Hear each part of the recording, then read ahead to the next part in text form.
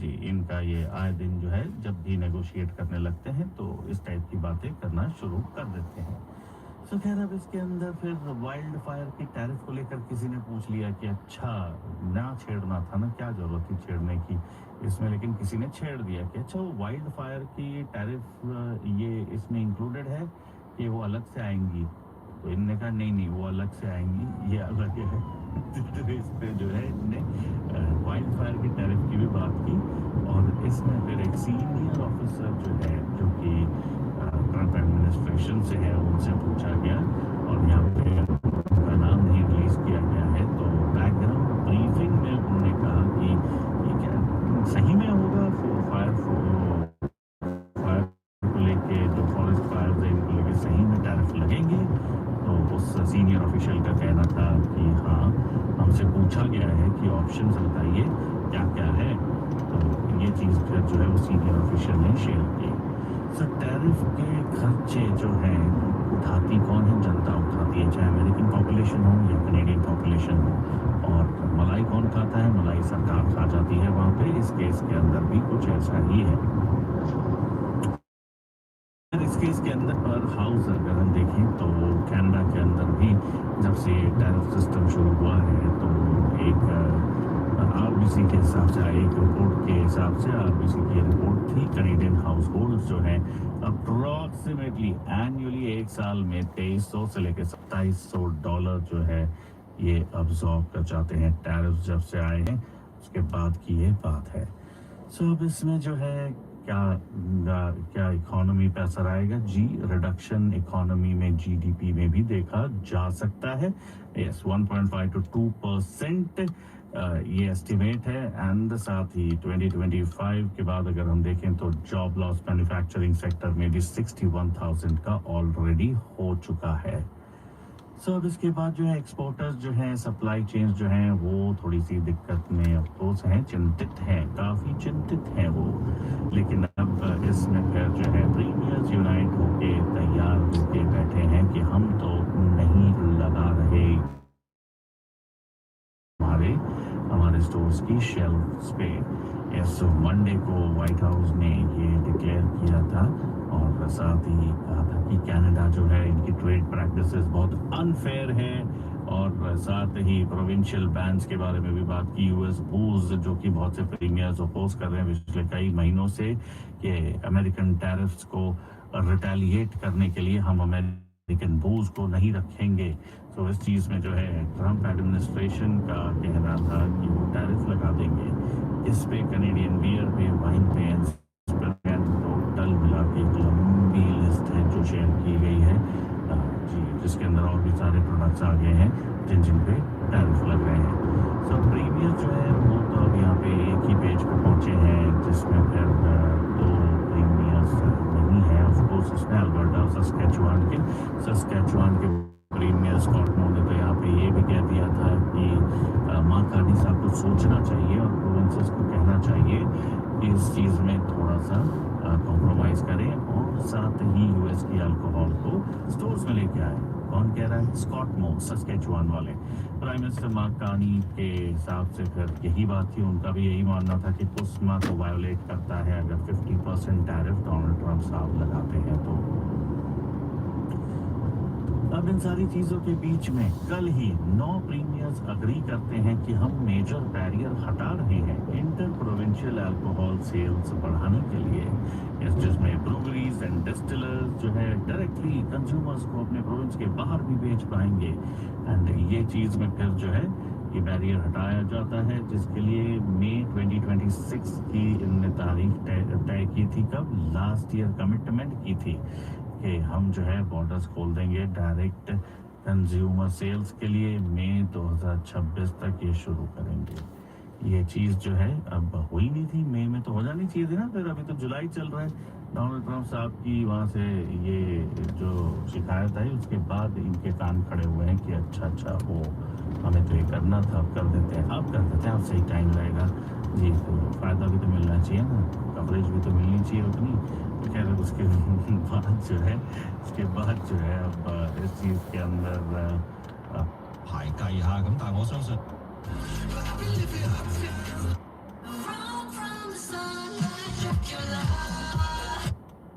ideea arvokietil ये Donald Trump 實亦都可能係咧 थी, जिसके बाद उन्होंने कहा कि अब तो टैरिफ लगाऊंगा। इसे इलीगल करार दे रहे हैं बहुत से लोग। जी बहुत Another defeat last night had the fans losing patience. You can hear some booing here at Rogers Center right now. Rays 12, Jays 2. Toronto dropping 4 or 5 out of the break and now 6 games out of the wild card spot very quickly here. Might move from buyers to sellers of the upcoming trade deadline. In fact, there's a chance. Last night was Kevin Gausman's final start at Rogers Center in Toronto colors. I'm not going to think about that too much because I'm a Blue Jay right now, and the focus is this team and this room and those guys, and so, that's where my mind's at right now, but, yeah, that is kind of crazy to think about. Rumors surrounding him potentially because his contract is up after the season is same, but George Springer, Dalton Varsho, Shane Bieber, and Max Scherzer. The deadline, 6 p.m. on Monday, August 3rd. I'm Simon Bennett. The British royal family has released a new photo of Prince George marking his 13th birthday. The photo shows George standing in a dress suit with his hands in his pockets. It's posted on social media with the caption, "Happy 13th birthday, George." This year's birthday photo is more formal than last year's. It comes as George is set to start secondary school this year. He is second in line for the throne behind his father, Prince William.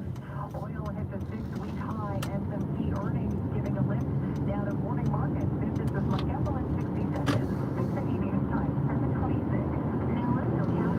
But every time we go to Mike Ethel and Red Room Star, your host,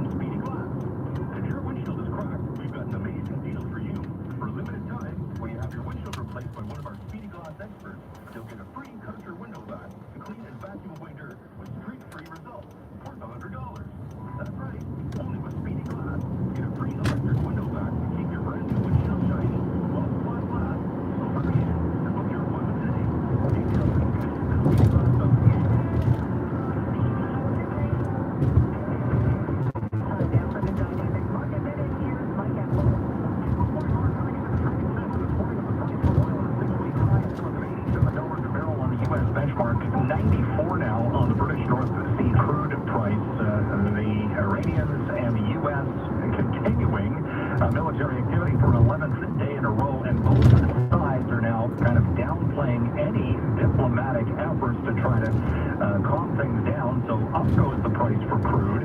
The U.S. reservoirs are continuing to, basically hit multi-year lows, and expect price hikes for the gas pumps. The forecast for tomorrow already 2 cents, going up by 2 cents to $1.81.9 in the early bird forecast. That's going to be inflationary, and early on this morning we saw a little bit of caution in the markets because of the risk this poses to the U.S. Federal Reserve when it comes to interest rate policy. Now, though, we're getting a little bit more of traction in the early trade on some quarterly earnings. On this side of the border, we're looking over results from our parent company, Rogers Communications. Adjusted earnings per share topping estimates at $1.15. The revenue at $5.6 billion. That was also above forecast. And the earnings from the media side gained 53%, according to Bloomberg, and that's as Rogers has expanded its ownership of Maple Leaf Sports and Entertainment. Track that stock on Bay Street, on Wall Street. Capital One's on the move to the upside this morning on better than forecast earnings. AT&T also topping estimates. After the close of trade coming up later today, we'll hear from Alphabet, Tesla, and IBM. International markets, Frankfurt gas index is on the rise, and one of the better performers this morning is BMW, even as the new CEO has announced that the automaker will not attend this year's Paris car show.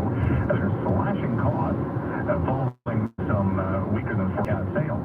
The Canadian dollar at 70.95 cents U.S. is up a tenth. Gold is up $50 at 41.26 at the Business Center. I'm Mike Ethel. While other money managers follow the lead of the market, Dynamic acts because your money can't grow if it doesn't move. Learn more at dynamic.ca/active. It's Employment Law Q&A. From 680 News Radio and Canada's leading employment lawyer, Howard Levitt, at levittlawyers.com. Howard, if I sign my termination papers on the spot, can I still change my mind later? It depends. Sometimes you can if there's a lot of pressure put on you.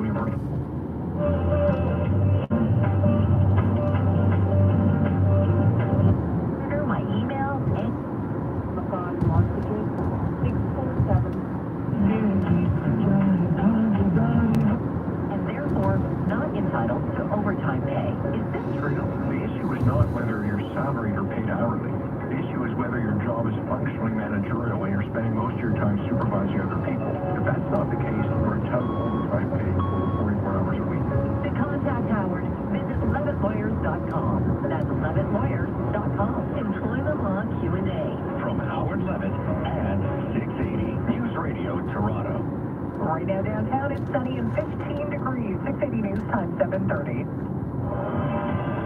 Number one for breaking news, traffic, and weather. 680 News Radio, Toronto. It's Wednesday, July 22nd. Good morning. I'm Catherine Jeté. For Paul Cook, I'm Laura Carney. Here's what's making news right now. An overnight fire guts the strip mall in Scarborough and some apartments above. I hear like sledgehammer, busting glasses downstairs. Tenants say this was arson. The spiraling trade situation between the U.S. and Canada getting a lot of attention on both sides of the border, and it's set to dominate the second day of a meeting of this country's premiers. The Northern Ontario wildfire situation is far from being under control, with 12 new fires being sparked in the last day alone.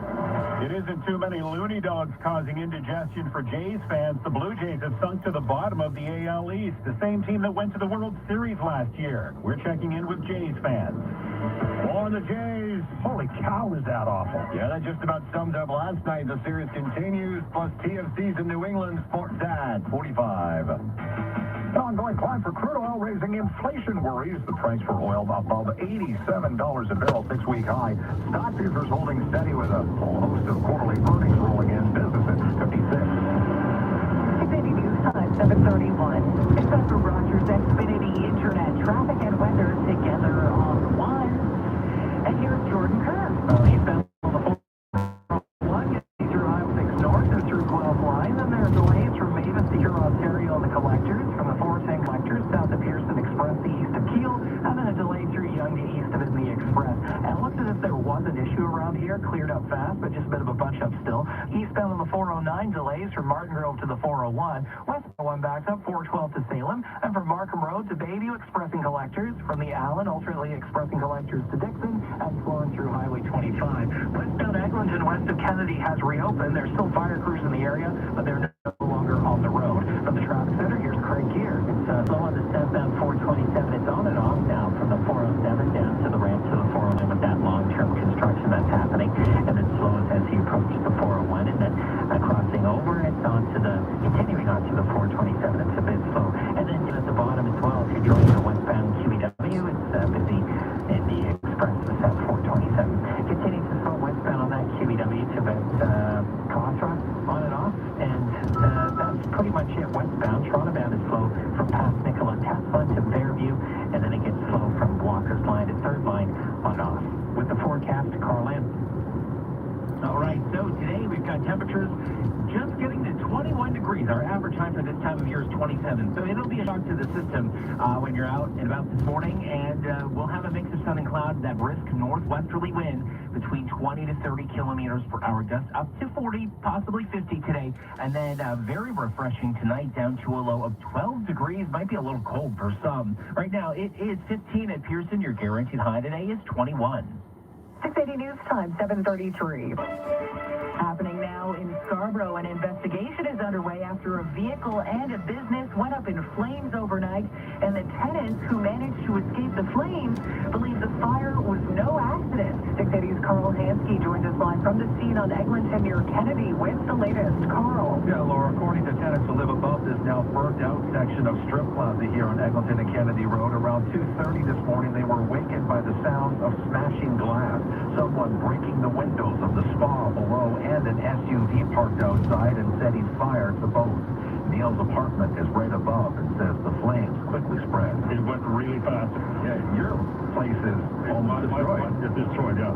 Smoked up and everything, all my personal belongings, my clothes and everything. You're confident this was arson? 100%. 100%. This is not the first time this happened. This happened on April 9th. The same thing downstairs, they lit it on fire. This time there's lots of damage, but no injuries. Police say this fire is being treated as suspicious. Reporting live at Kennedy and Eglinton in Scarborough, I'm Carl Hansky. 680 News Time 7:34. The U.S. threat of 50% tariffs on a wide range of Canadian products is still topping the agenda as the premiers meet for a second straight day on Prince Edward Island. The provincial leaders try to come to a united front on how best to fight back. 6 Cities' Jamie Pulfer joins us live with the latest. Jamie. Well, Catherine, there's a lot of confusion and frustration about why the trade situation has escalated again between the U.S. and Canada. It's making news on both sides of the border, and Reuters is speaking to people here about it. This is not how adults should behave. It's not how reasonable people should behave. But we got the most unreasonable, infantile person in charge of the U.S. right now. President Trump threatening Canada with new 50% tariffs on hundreds of products starting next month. On the Big Story podcast, University of Toronto economics professor Joseph Steinberg is reading between the lines of what's going on here. Not about targeted retaliation, genuine retaliation for measures that we have put in place, but more about trying to find a way to bring us to the table in the way that they would like. And he says it's about the Canada-U.S.-Mexico agreement. Prime Minister Mark Carney and President Trump have agreed to ramp up negotiations in the next few weeks, and the trade situation set to dominate day 2 of that meeting of Canadian premiers in PEI, where some, including Ontario Premier Doug Ford, are pushing to escalate the situation. Reporting live, I'm Jamie Pulfer. 680 News Time 7:36. From hitting to defense and the pitching, it seems nothing is going right for the Blue Jays. This time last year, the Jays were first in their division. Today, they're last. 680's Kevin Meisner joins us live from outside Rogers Center after another tough loss, gauging how fans are feeling. Kevin. Yeah, Lauren, it's not the ballpark food inside Rogers Center that's leaving a bad taste for Blue Jays fans. It's what they're seeing on the field, waiting for this team to show up. This is a team that went to the World Series, you'll recall, last season. Now they're 9 games below 500 into the second half after the All-Star break. Nick here near Rogers Center says all of it's very demoralizing. Just disappointed, honestly. Like, high hopes coming into the season, right? And they just never picked it back up. So, I mean, super disappointed. So what is going on with the Blue Jays? Rosanna is also trying to figure that out this morning. Yeah, it seems like everybody's a little lost. It doesn't seem like we have a very solid confidence behind our pitching or our batting. I don't think we're changing people out as quickly as we should. So the Jays have lost 4 of 5 to start the second half of the season while allowing 32 runs over that time. They now occupy the bottom of the AL East. At least there are 66 more games left in the 2026 season.